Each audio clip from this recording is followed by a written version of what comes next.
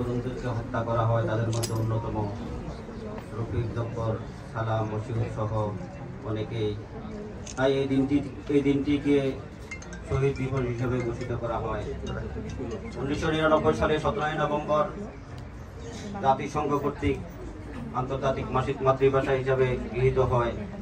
তারই ধারাবাহিকতায় সংযুক্ত আরব আমিরাত বাংলাদেশ দূতাবাস কর্তৃক আয়োজিত আজকের এই আলোচনা সভার পরম শ্রদ্ধেয় সভাপতি, 8 লক্ষ প্রবাসীর অভিভাবক, 8 লক্ষ প্রবাসীর সুখ দুঃখের সাথী, পরম শ্রদ্ধেয় মোহাম্মদ আবু জাফর স্যার। মঞ্চে উপস্থিত আছেন বাংলাদেশ দূতাবাসের মিশন উপপ্রধান মিজানুর রহমান স্যার।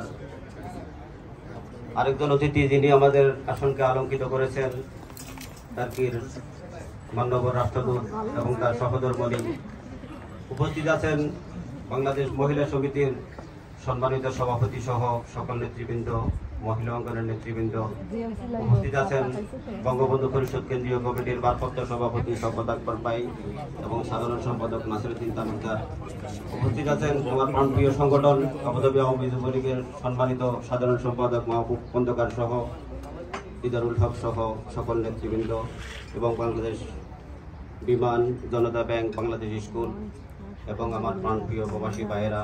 সর্বপ্রথম আমার ব্যক্তিগত পক্ষ থেকে এবং আমার প্রাণপ্রিয় সংগঠন আওয়ামী যুবলীগের পক্ষ থেকে মজিবীয় শুভেচ্ছা এবং সালাম।